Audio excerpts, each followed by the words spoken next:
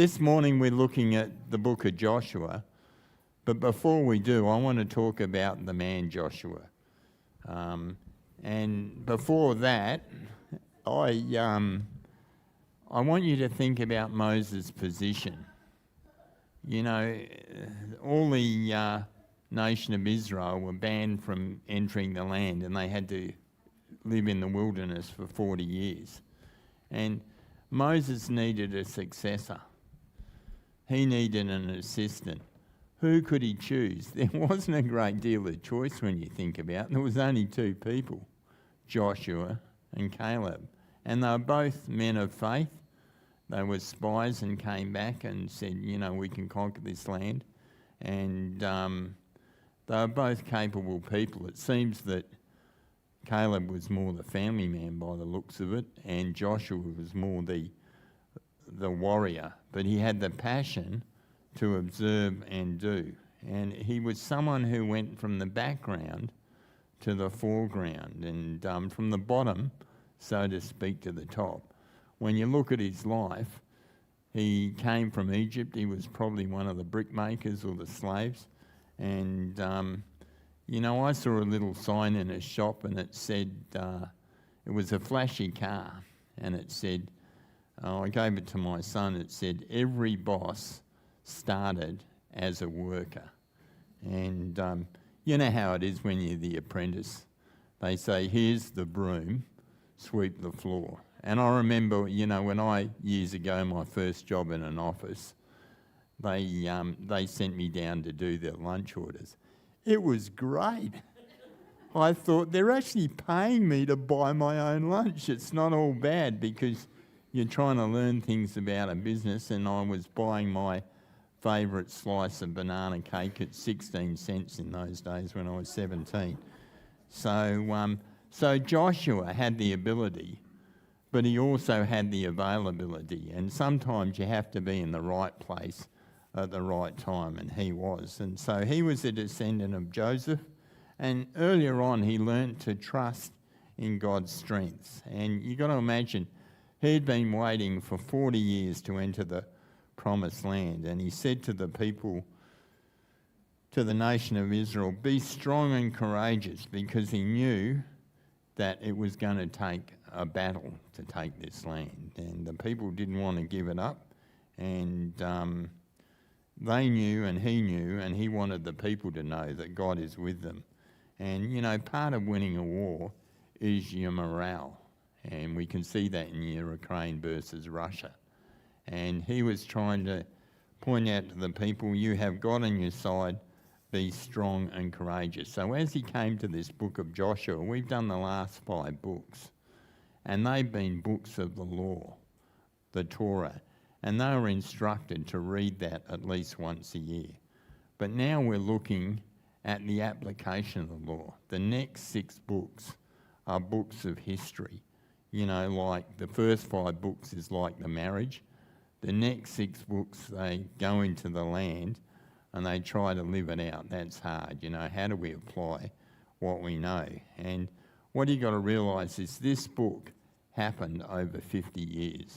So you don't get a great deal of detail because it's dividing up the land, and most of the action is in the first few chapters. The fall of Jericho.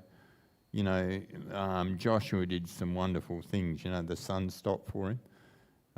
He crossed the Jordan and the water stood up. And, you know, there's quite a bit of detail in the first few chapters. But the point was, when the spies went into Jericho, this is what they realised. They realised that the terror of the Lord is the weapon. And it says that when they were with Rahab, she said, the hearts melted, neither was there any spirit in them anymore. They didn't have the spirit to fight because they knew that the Lord had given this land, and they even remembered the time of Egypt. It was still in their minds how Moses crossed the Red Sea. So we're going to watch now it's a lot of information in 6 or 8 minutes, and sometimes you feel like your head's exploding. But try and keep track of it because it is an important and a wonderful book. So as we look at the book of Joshua. Thanks. The book of Joshua.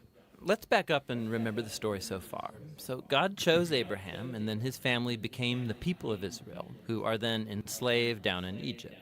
And so through Moses, God rescued Israel out of Egypt. He made a covenant with them at Mount Sinai, and he brought them through the wilderness. So Israel then camped outside the promised land, and Moses called them to obey God's commands so that they could show all the other nations what God is like. The book of Joshua picks up right after Moses has died, and Israel's ready to enter the land. So the story of Joshua is designed with four main movements. Joshua first leads Israel into the promised land, and then once they're there, they meet all this hostility from the Canaanites, and so they engage them in battle. Then after their victories, Joshua divides up the promised land as the inheritance for the 12 tribes, and then the book concludes with these final speeches that Joshua gives to the people. So let's dive in and we'll see how all of it flows together. The first section begins with Moses' death, and Joshua is appointed as Israel's new leader. And the author intentionally presents Joshua as a new Moses. So like Moses, Joshua calls the people to obey the Torah, which means the covenant commands that they were given at Mount Sinai. And then Joshua sends spies into the land, just as Moses did back in Numbers chapters 13 and 14, except it goes way better this time. In fact, even some Canaanites turn and follow the God of Israel. Joshua then leads all Israel across the Jordan River and into the land. Just like the sea parted for Moses in the Exodus, so here the river Jordan parts and the priests carry the Ark of the Covenant across, leading all Israel with them. Now, in chapter 5, the story transitions. So the people look back to their roots as God's covenant people, and so the new generation is circumcised and they celebrate their first Passover in the land. But then they turn and prepare to go forward. And Joshua has this crazy encounter with a mysterious warrior, who, it turns out, is the angelic commander of God's army. And Joshua asks, "Are you for us or are you for our enemies?" And the warrior responds, "Neither," which shows that the real question here is whether Joshua is on God's side. It makes clear that this whole story is not about Israel versus the Canaanites. Rather, this is God's battle, and Israel is going to play the role of spectators or sometimes supporters in God's plan, which leads to the next section. We find stories about all these conflicts that Israel had with different Canaanite groups. And the first part retells the story of two battles in detail, and that's followed by a series of short stories that condense years of battles into a few brief summaries. So the first two battles are against Jericho and then Ai, and they offer these contrasting portraits of God's faithfulness versus Israel's failure. At Jericho, Israel is to take a completely passive approach. So they let God's presence in the ark lead them around the city to music for 6 days. And just like Rahab turned to the God of Israel, maybe the people of Jericho would do the same, but they don't. And so on the 7th day, the priests blow the trumpets and the walls come falling down, leading Israel to victory. The point of the story is that God is the one who will deliver his people. Israel simply needs to trust and wait. Now, the next story of the battle at Ai makes the opposite point. So there's this Israelite named Achan, and he steals from Jericho some of the devoted goods that were to belong to God alone, and then he lies about it. It's a pretty lame move after all that God has done for Israel. And so Israel goes into battle with the city of Ai, and they're totally defeated.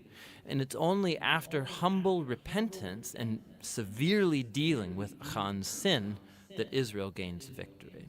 And so together, these two stories, they're placed right up front to make an important point. If Israel is going to inherit the land, they have to be obedient and trust in God's commands. They don't get special treatment. Now, the second part of this section begins with the Gibeonites, a Canaanite people group, and they do just what Rahab did as they turn to follow the God of Israel and they make peace with Israel. This is in contrast to all of these other Canaanite kings who start to form alliances and coalitions, and they want to destroy Israel. So Israel engages them in battle, and they win by a landslide. And so this whole section concludes with this summary list of all of these victories won by Moses and then by Joshua. Now, let's stop for a second, because odds are that these stories and the violence in them, they're going to bother you. And if you're a follower of Jesus, you're bound to wonder, like, didn't Jesus say to love your enemies? Why is God declaring war here? So first, why the Canaanites? The main reasons are actually given earlier in the biblical story. It's that the culture of the Canaanites had become extremely morally corrupt, especially when it comes to sex. Go check out Leviticus chapter 18. And they also widely practiced child sacrifice. Go see Deuteronomy chapter 12. And so God didn't want these practices to influence Israel. The Canaanites had to go. Which raises the second question. Did God actually command the destruction of all the Canaanites, like a genocide? So at first glance, you look at the phrases used in these stories. They totally destroyed them. They left no survivor or anything that breathed. But when you look a second time, more closely, you'll see that these phrases are clearly hyperbole and not literal. So go back to the original command about the Canaanites in Deuteronomy chapter 7. Israel is first told to drive out the Canaanites, but then to totally destroy them. And then that's followed by commands to not intermarry with them or enter into business deals with them. So you can't marry someone that you've destroyed. I think you get the point. The same idea applies to the stories in Joshua. Look closely. So, for example, we're told in Joshua chapter 10 that Israel left no survivors in the cities of Hebron or Debir. But then later, in chapter 15, we see these towns, and they're still populated by Canaanites. And so what we're seeing is that Joshua fits in with other ancient battle accounts by using non-literal, hyperbolic language as part of the narrative style. And so the word genocide doesn't actually fit what we see here, especially in light of the stories about the Canaanites who did turn to the God of Israel, like Rahab or the Gibeonites. God was open to those who would turn to him. The last thing to think about is that these stories mark a unique moment in Israel's history. These battles were limited to the handful of people groups living in the land of Canaan. With all other nations, Israel was commanded by God to pursue peace. Go read Deuteronomy chapter 20. So the purpose of these battle stories was never to tell you, the reader, to go commit violence in God's name. Rather, they show God bringing his justice on human evil at a unique moment in history and how he delivered Israel from being annihilated by the Canaanites. Now, let's go back to the book's design. After years of battles, we see an aging Joshua, and he starts dividing up the land for the 12 tribes of Israel. And most of this section is like lists of boundary lines. And let's be honest, it's kind of boring. It's like reading a map that has no pictures. But for the Israelites, these lists were super important. This was the fulfillment of God's ancient promises to Abraham, that his descendants would inherit the promised land. And so now it was all coming to pass right down to the detail, which leads to the final section. Joshua gives two speeches to the people that are very similar to the final speeches of Moses in Deuteronomy. Joshua reminds them of God's generosity, how he brought them into the land and rescued them from the Canaanites. And so he calls them to turn away from the Canaanite gods and be faithful to the covenant they made. If they do, it will lead to life and blessing in the land. But if they're unfaithful, Israel will call down on itself the same divine judgment that the Canaanites experienced. They'll be kicked off the land into exile. And so Joshua leaves Israel with a choice. What is Israel going to do? That's the big question that looms as the story ends, and that's the book of Joshua.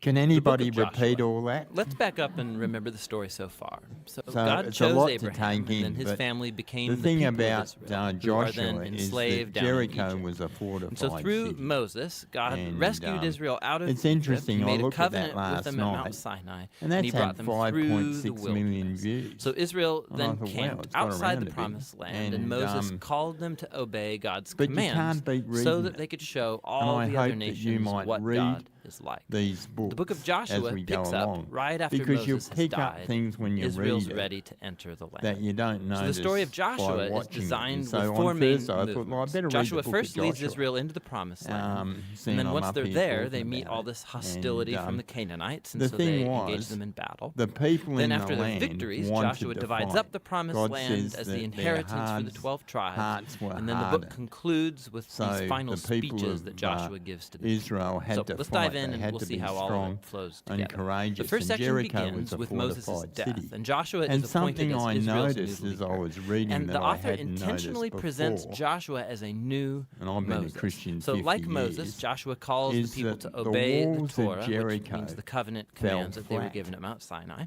And So that then was a Joshua miracle, sent spies into the a land, just miracle as in Moses itself. did And back in the Numbers walls chapters 13 of Jericho and was a 14. fortified Except it goes city. way better this time. In And fact, God- even and- some and God Canaanites said turn to, and follow the God of Joshua Israel. Joshua that then the leads all walls Israel are going to across the fall Jordan flat, River and he and told into the the people land. that. Just And like you the know, sea the parted walls from of Moses in Jericho Exodus, wasn't a very so big here city, the River Jordan right? parts, but and the priests the carry outer the Ark of the wall Covenant was across, made leading of all Israel with rock. them. And Now, it in was chapter 6 5, the feet story thick. transitions. Then you so had the a people gap of look back 15 to their feet, roots as and God's you had covenant another people. wall And made so of the new brick generation is was circumcised and they 12 celebrate feet their thick. first Passover in the land. But But then they turn and prepare to go forward. It wasn't a very And big Joshua has city this and crazy the encounter with population was a growing. mysterious They warrior started to who, build it turns out, is the the angelic houses commander on the of God's wall. So as they marched around and it fell, the walls fell flat.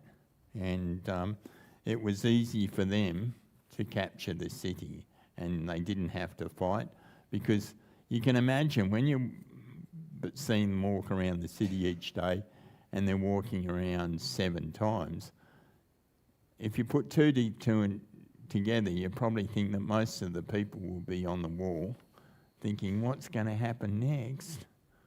The walls of Jericho fell flat. And the message of Joshua is in the last 2 chapters. And he died at the ripe old age of 110. And he gave his last message. So I made a few notes, because it was a new generation that completely followed the Lord and did what Moses said, not like the old generation. And when I finished, I thought, I've got 10 things down here. And I thought, well, Moses had the 10 commandments. Here's Joshua's 10 commandments very quickly, all right? Because they're things that can apply to us in our Christian life, in our daily living. So in the last 2 chapters, he exhorted the people in these 10 points. He said, cleave, in other words, stay close to the Lord your God as you have done. And so you're to stay closer to the Lord than anyone else. That's the first point. You can't serve the Lord from a distance. That was verse 8, chapter 23. Verse 11, it says, good heed, in other words, pay attention to love the Lord your God. And that theme is always through the Bible. He wants us to love him with our hearts. Verse 15, it said, be watchful.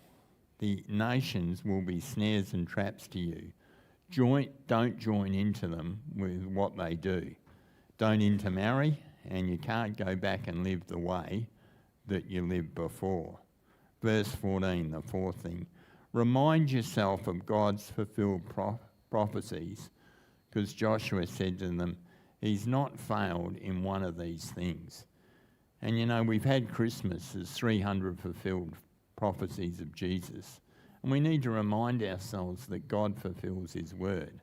And we've got the Lord's second coming. There's double the amount of prophecies being fulfilled. Even the one you can think of, that the Euphrates River is drying up. You can see the prophecies of God's coming true. Remind yourself. Fifthly, he said, if you go and serve other gods, you'll provoke God's anger, and there'll be severe consequences. So stay on the right track. The sixth thing there in verse 14 out of chapter 24 is, remind yourself of the great things God has done. In other words, count your blessings. He said, look, you've got the land. You've got the fruit of the land. You don't have to eat the manna anymore. And you've got cities that you didn't have to build. You got a mortgage free, isn't that good? So the seventh thing is fear the Lord and serve him with sincerity and truth. So he's saying that to the people of Israel. It's self-explanatory. The eighth thing, put away the gods of what your fathers served. And he used the word, which was interesting, I found, because it's mentioned a couple of times. It says the other side of the flood. At the time of Joshua crossing the Jordan River, it was in flood. It was a strong current you could normally not cross. But he said, put away the God of your fathers. That means, since they left Egypt, there was some of the idols that some people had falsely worshipped and took. And he said of it, they go back to the Egyptian gods. So get rid of them. Sometimes we have to get rid of things. Number 9, and the one I like, which is on my door if you go to my kitchen, that I bought out of the Salvation Army. You know how you buy these little knickknacks. It says, choose this day whom you will serve. But as for me and my house, we will serve the Lord. So it's up to us to choose each day to serve God. And last of all, he said, look, I'm going to write these things down. I'm going to write the words that I've given you, the words of the law in a book, and I'm going to get a big stone, put it near the sanctuary so that you remember it. So the lesson here is they had to read the Torah, the books of the law, at least once a year. So he said, read it and remember it. So there's Joshua's 10 commandments, like Moses' 10 commandments, as they went into the promised land and experienced the wonder of God in so doing it.